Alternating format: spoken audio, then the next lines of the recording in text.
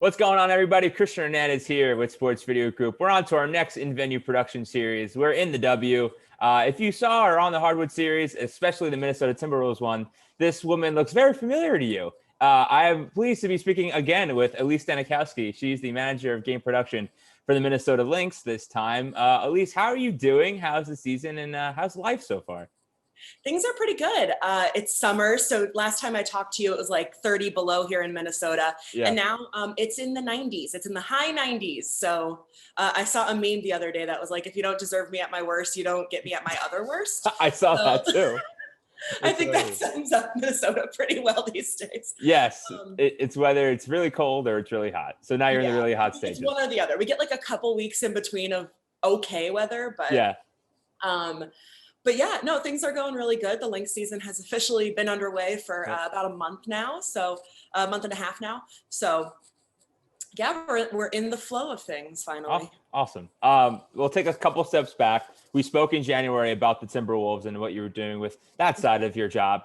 When the season ended, what lessons did you take away from that NBA season to the current WNBA season? Well, I mean, it was such a unique season. I don't have to tell anyone that. We started the season, Wolf season off with no fans in the building. And by the end of the season, we had, I think, 1,500, 2,000 fans in the building. So we kind of pivoted mid-season to bring fans back in. Right. Went through that whole process, went through the process of remembering how to entertain people again.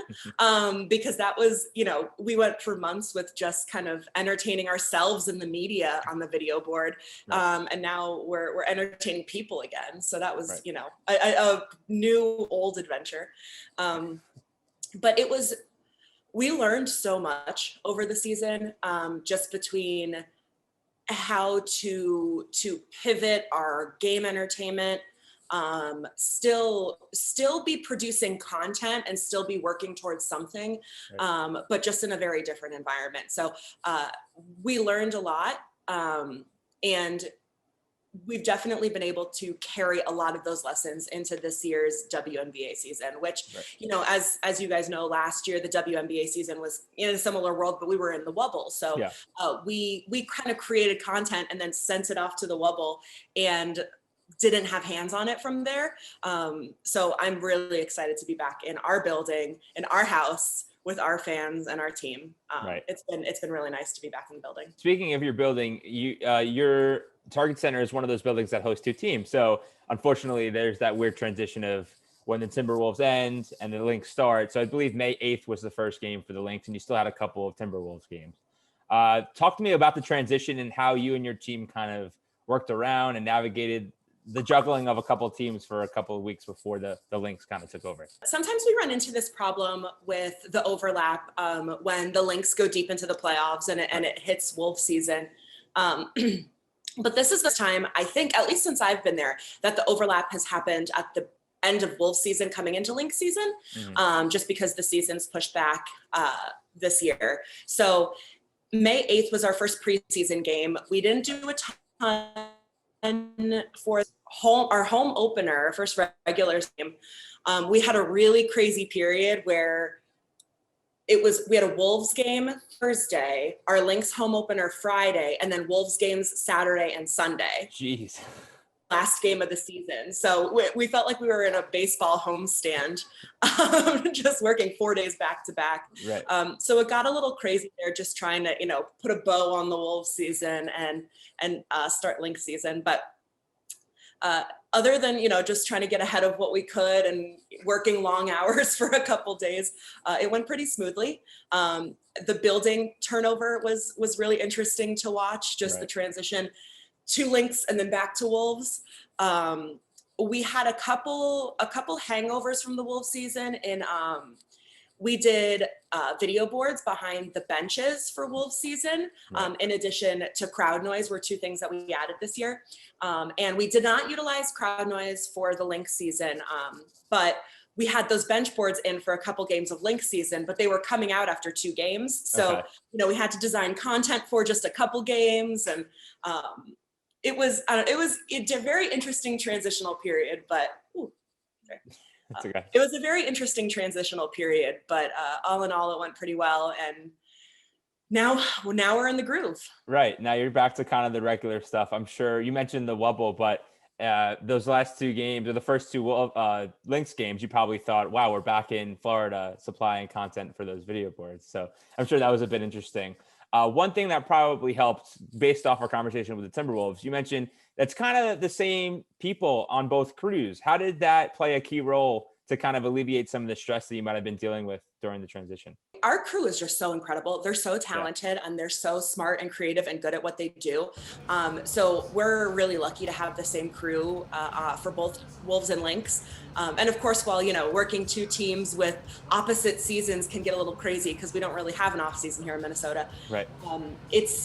I love having the same crew working both, because you really, like that you're in the flow already. There's always that transitional period at the beginning of the season where you're trying to get into the flow of brainstorming and ideating and creating, but for better or worse, we don't have that. So we just go right from one season to the other, and we just have, like I said, just an incredible crew that they're brilliant. So to have them for both Wolves and Lynx is incredible. Okay, so now we finally get to the crux of the interview. What is being played at Target Center for the Lynx? How much is it different from the Timberwolves season? How much is more unique towards the Lynx? Give me a little lowdown when you go to the game. What are fans kind of experiencing? So we started the Lynx season off with even more fans than we had at the beginning of Wolf season. Right. So I think we have about 3,000 or 4,000 fans in the building right now. And I think everyone's kind of hoping to up that number as we get through the season, and maybe after the Olympic break here in July, August. So we have more fans in the building. We still have some restrictions. Obviously, we have zone restrictions, so we can only stay in our zones. People can only go by the court if they're in the red zone, et cetera. Very similar to the NBA season in that regard. But that makes things a little tricky. We just got the go-ahead from the league to start doing some in-arena like activations and entertainment and things like that. But there's still restrictions with zoning and how many people can be in each zone, and locker rooms and masks and things like that. So we haven't yet gone into the realm of live entertainment in our building. So we're still doing a lot of throwback performances, previously recorded performances that will show at halftime and at timeout breaks and quarter breaks and things like that. Mm-hmm. We still have Prowl, our mascot, on the stage in the same spot that we had Crunch's stage for Wolves season. So Prowl is still entertaining the crowd.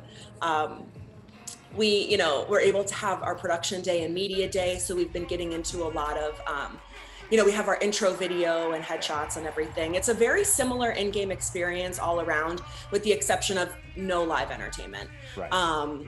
But we've been, doing player features and get to know features. We got a lot of new players in free agency and in the off season and through the draft. So our fans have a lot of players to get to know. And then even players that were here last year that they necessarily didn't get to see in person. Right. Like our, rookie of the year, Crystal Dangerfield from last year. So it's been exciting to introduce the fans in person, IRL, to these new players. Shout out to UConn. Crystal Dangerfield is a stud. So well-deserved rookie of the year. Absolutely is. Yes. And the difference between Wolves and Lynx, you guys kind of have, I guess, the beacon of like the light at the end of the tunnel, because hopefully with the positive trajectory of the COVID, hopefully the live entertainment will come soon enough later on in the year if, things progress. So. Yeah, and it's been really interesting and gives me hope watching, like the NBA playoffs and seeing how we have entertainment returning to the court and halftime, and even like the performance groups are on the court in some arenas. So seeing that, it gives me hope that before the end of Lynx season, hopefully we can have some more people in the building and some more entertainment in the building. But if nothing less, by the time Wolf season rolls around, hopefully, fingers crossed, we're back in the normal flow of things. Yes. Okay, Alyse, you know how the program works. We did it last time. We'll do it again. Even though it's probably the same people, they still deserve double amount of kudos. Shout out to your team members, recognition for kind of getting the job done this year. Yeah, like I said, same crew, so same people get the shout out, but they deserve it. They deserve it because we do We do all the incredible work that you see, done by Josh and Maggie, who create all the graphics, Sheridan, who heads up our game presentation, and then our game day staff is just, out of control. They're so good at what they do, and we have a lot of people who work both Wolves and Lynx, and who are involved with, all the sporting events and teams in Minnesota. So they're obviously fantastic at what they do. So we're lucky to have them in our control room as well. And then the rest of our kind of overall marketing department is super talented. Our digital team is so good. I mean, you just look at our social media and, we're one of the best in the biz. So we have a really great squad here in Minnesota. And Mike Grawl, our CMO, is he champions the whole thing. And I'm blessed to work where I do and with the people that I work with. Awesome. All right, Alyse, I should make up a shirt because now you're one of the few that have been a 2-time guest on the show here. So I'll have to get the address and send it off camera. But thank you for taking the time again. You're like our Minnesota basketball correspondent, telling us all things about Minnesota basketball. Keep up the great work. Stay safe, stay healthy. And hopefully I get to come out to Minnesota and experience the hot of the summer, the worst of the worst, like you said earlier today. Try to come in like maybe the beginning of Wolves season or the end of Lynx season when we're hitting that like fall period. Like that's when we want to come. So it's not, miserable either way. Okay. Thanks for having me. I appreciate it.